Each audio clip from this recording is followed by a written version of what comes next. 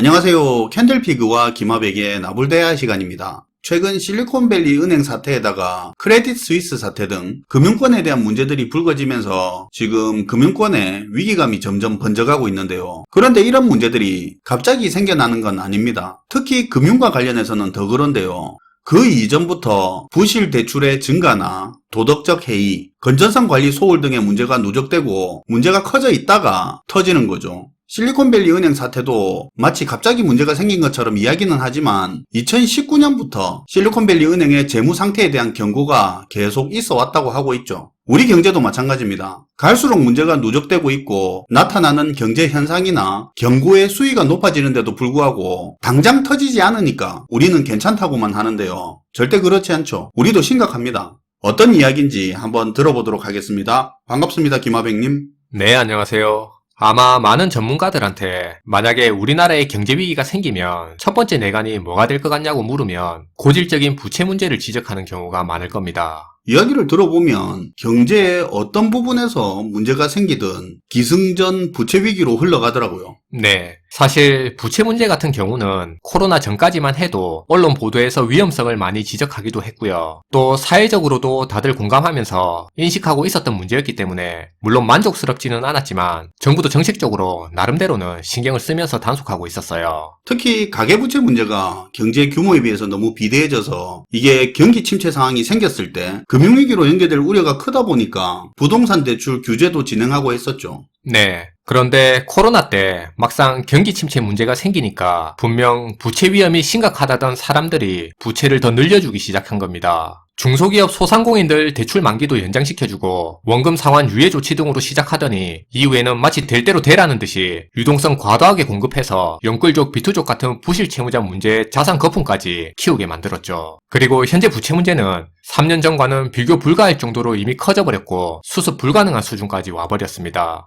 지금은 PF 대출, 자영업자 대출, 영끌 비투족, 부동산과 기업 할 것 없이 이 중에 어느 한 곳에서만 부실 문제가 터지면 바로 위기가 금융시장 전체로 번져버릴 가능성이 엄청 높죠. 그러니까 작년 10월에 기업들 자금 경색 문제 터지고 정부는 조금의 망설임도 없이 추가 대출 해주면서 보증서 주고 터지지 말라고 50조 원이나 되는 돈을 때려 부은 거 아닙니까? 해결도 아니고 시간을 벌자고. 네, 그곳들이 다시 회복하고 살아나면야 의미 있는 일이겠지만 결국 무너진다면 불필요하게 돈만 쓰고 부채 문제를 더 키운 꼴이 되겠죠. 아무튼 지금 우리나라 부채 문제의 심각성이 어느 정도냐면 지난해 4분기 기준으로 가계부채가 1800조를 넘긴 상황인데요. 가계부채의 절반이 부동산 담보대출이고 여기에 자영업자 대출이 668조에 달하고 있습니다. 게다가 앞에서도 얘기한 것처럼 정부가 소상공인 자영업자들 부채 상환 여력이 감소해 부실로 이어질 수 있어서 이거 막자고 지난 3년간 만기 연장과 원리금 상환 유예를 5번이나 해줬는데요. 지금 이렇게 해서 안 갚고 쌓인 빚만 141조 원입니다. 원리금 상환은 미뤄주고 그 사이 또 추가로 돈은 빌려줬으니까 그게 계속 늘고 있겠죠. 그쵸. 이 빚은 사실 만기 연장하고 유예를 종료하는 순간 거의 터질 빚이라고 보는 게 맞을 겁니다.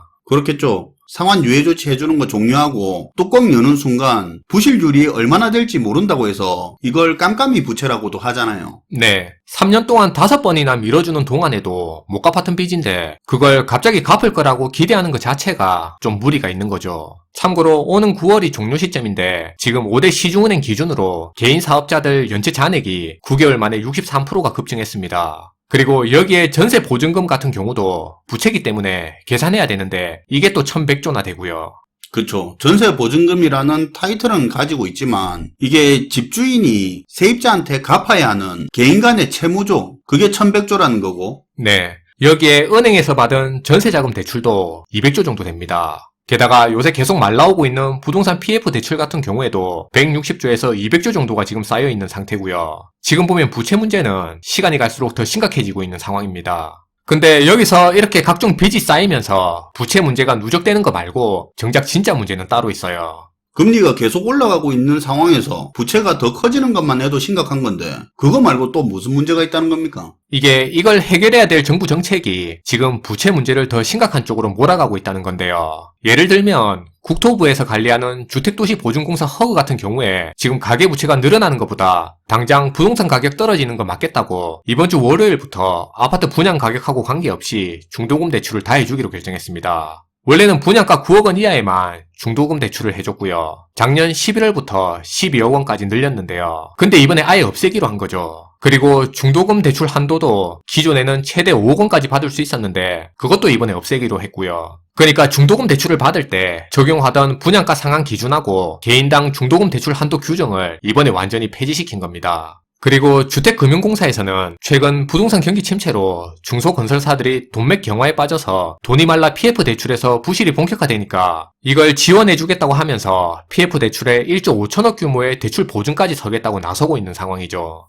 어쨌든 금리 인상기에 과도한 부채가 경제 위기의 뇌관이라고 하면서도 또 한편으로는 부채 부실이 터질까봐 부채를 키우는 그런 모순적인 상황이네요. 네, 맞아요. 여기에 금융위원회나 금융감독원 같은 경우도 부채 문제 갈수록 심해지는 거 뻔히 알면서도 서민들 안 좋은 경기에 자금 사정 힘들다는 핑계로 대출 문턱을 낮추라고 요구해왔습니다. 그것도 결국 부채 늘리는 거잖아요. 네. 그러다 최근에 이제 와서 한다는 이야기가 좀 웃긴데요. SVB 사태부터 최근에 2, 3주 내에 3, 4군데 은행이 동시에 무너지면서 은행들 연쇄부도 사태가 터지는 게 보이니까 시중은행들한테 나중에 위기 터졌을 때 돈 안 모자라게 추가 자본금도 더 쌓아놓고 부도로 빚을 못 갚는 사람들이 늘어서 은행이 손해보는 일도 많아질 수 있으니까 특별 대손 준비금도 더 적립하라고 하고 있죠. 그러니까 지금 와서 은행들한테 손실 흡수 능력 키우고 건전성도 재정비하라고 하고 있는 거예요. 참고로 2분기나 3분기 내에 이걸 법적으로 의무화하겠다고 발표했습니다. 이제 와서 그런 말 하는 게 너무 늦은 거 아닙니까? 뭐 늦은 건지 아닌지는 결과를 지켜봐야 알 수 있는 문제고요. 만약에 이렇게 해서 나중에 부채 문제가 안 터지고 잘 넘어갈 수 있으면 지금 이렇게 하는 것들이 늦은 조치는 아닐 겁니다. 근데 개인적인 감으로는 사실 말씀하신 것처럼 늦은 것 같은 느낌이 강한 건 어쩔 수 없는 것 같아요. 지금 돌아가는 분위기가 서두에서 캔들피그님이 얘기한 것처럼 어떤 문제가 갑자기 터지는 게 아니고 애초에 터질 일이 계속 참았다가 최근에 와서 이제 하나 둘씩 터져나오고 있는 분위기인 것 같은데요.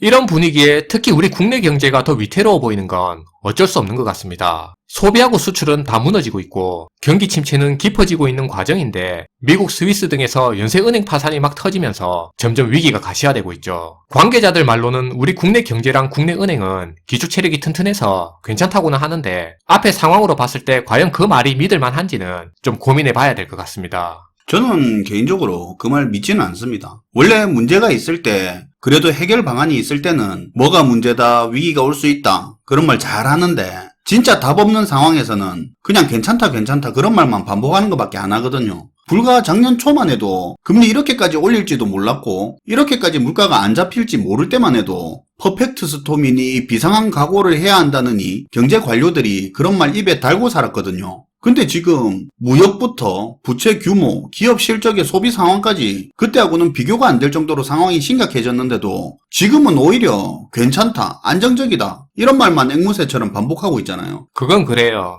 그러니까요. 실리콘밸리 은행 파산하기 2주 전에 회계감사 했었는데 괜찮다고 했었다면서요. 그거랑 뭐가 다릅니까? 맞아요. 참고로 지금 시중은행의 대출 연체율이 20개월 만에 최고인 상황이라고 합니다. 마지막으로 지금 우리가 안고 있는 이 부채 문제에서 개인적으로는 이게 제일 문제인 것 같습니다. 어떤 문제든 그 문제를 해결할 수 있는 적절한 타이밍이라는 게 있잖아요. 사실 부채 문제를 수습할 수 있는 타이밍은 냉정하게 보면 지나갔다고 볼 수 있을 것 같습니다. 사실상 관리를 못한 거죠.